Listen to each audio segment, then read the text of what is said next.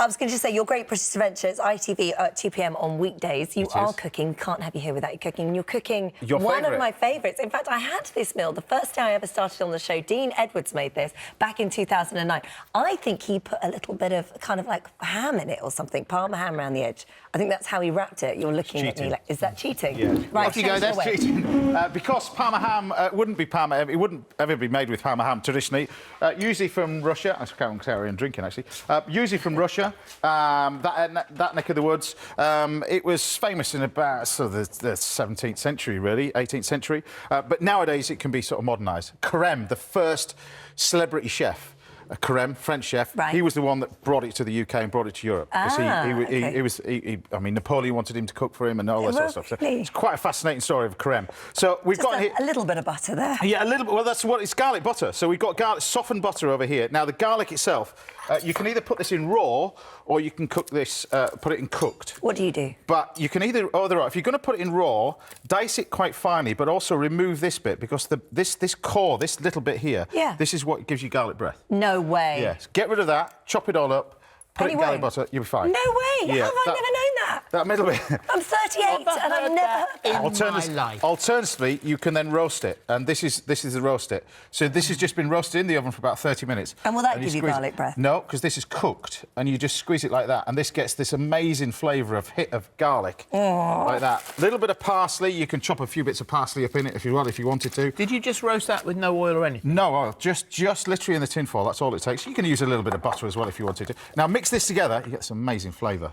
Oh, it's amazing. Amazing smell. So good. Without, not the rawness, you see. Roasted garlic. It's brilliant. But garlic butter, if you put it onto bread, that's how you would do it. Then you pop it in the fridge, and you can freeze it, and you end up with little pellets like this. And you can use that over and over and over again. Over and over and over again. And then when you come to use it, what you do is you get a chicken breast.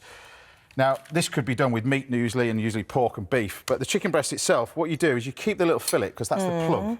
Alternatively, you use Parma ham, which is... cheating. What you do is you insert the knife in and to create a little pocket. But the key to this is not allow the knife to come through the chicken breast. OK. Then you take this little pellet, like this, and you cut it open, and you can trim it up. It's much easier than using a pastry brush, and then you stuff the butter inside. Oh, I see. And then you're going to use that fillet as a little... And then you use this as a plug. See, that's clever as well, because mine always, if I do it, it all spills out in the oven. Well, the key to that, then, is flour in there, and you double dip it. Flour, egg. The French call this to pane, and then put it in flour. Then in the egg again, creates this glue in there. Oh, wow. And then in the crumb. And normal breadcrumbs, just anything? These are just normal breadcrumbs. Well, these are panko breadcrumbs, really. The way these are made is they dry out the crumb and then shave it, so they're much drier, so they're much crisper. Crispier. So while that's happening, I'm just going to show you these leeks, because these only take a couple of minutes. So we get this pan on here, that one, nice and hot. So then we're just going to basically just take our leeks, just a few bits of leeks. Now, the way that you prep the leeks... Right from the dark bit up. Yeah, we use the entire lot. I did this in Wales after I'd just driven a steam train for these gentlemen that were showing me that, but how to drive this steam train. We can use a little bit of this butter, you see. So you get nice garlic leeks? Yeah, you just put these in the pan. I'll just change this one and put this one on. But we'll put that on. You put the leeks in. Yeah. And leeks will only take about 2 minutes to cook, that's all. Oh, right. So, double cream, straight in. And we just cook the leeks with a little bit of salt and pepper. You just don't care, do you? You just go, butter, cream, let's go for it. Well, the basis of great food is this. You know, if we talked about Carême, the first celebrity chef, it's French cooking, it's butter, cream. You know, that's what it is. It's flavour. Did he live to an old life? No, he lived to 48, but he had a whale of a time. But the process of it is it's great food, you know, it's great tasting food, whether you have great things like that. And the great thing about living in this country, we've got amazing food on our doorstep. Yeah, we just... amazing stuff, and people don't realise it. So, the chicken itself, now, traditionally this would be fried, but over here in this studio, we're not allowed to have a deep fat fryer. Oh. I don't know why. People in... there's about 15 people with fire extinguishers out here. Well, there's only 14 now, because Holly shot one with a But the idea is we take our chicken and we deep fry it. Now, at home, deep fat fryer, set it about 160 degrees, because you want this to cook slowly. If you cook it too quickly, what happens is the crumbs brown and the filling's not cooked.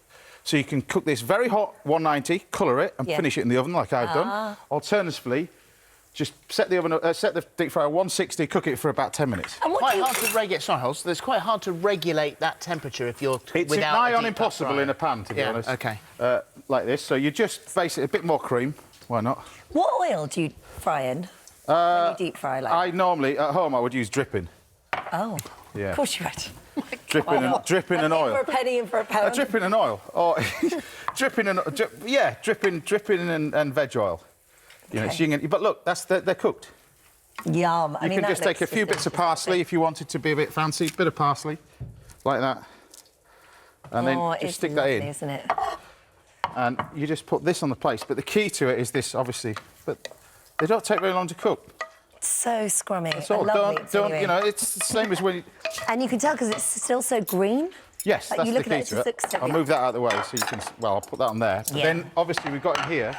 Where's the good stuff? Chicken Kievs. Oh my goodness me! These have gone in. Those. These have gone in the oven for about 15 minutes, and what we do is we bring this across. Do you know, I've eaten a lot of Kiev in my life. This might be the best looking Kiev I've ever seen. But then the key to a Kiev, I always think, is lemon. Ooh. Not classic, but just a little bit of lemon juice over the top. A bit like when you have that Milanese. You know, you have the veal Milanese. You just put that lemon over the top. Now, hopefully, when you cut it through the middle, it should have garlic butter in it. Are we going to do that? Oh! You see that go? Yeah. That was a good one, wasn't it? Whoa! Look at that! Oh my gosh, it's perfect! But that nugget of butter that you use, so and you can freeze that butter as well. Oh, not hot. It will be hot, yeah. It's going to be quite hot. Wow.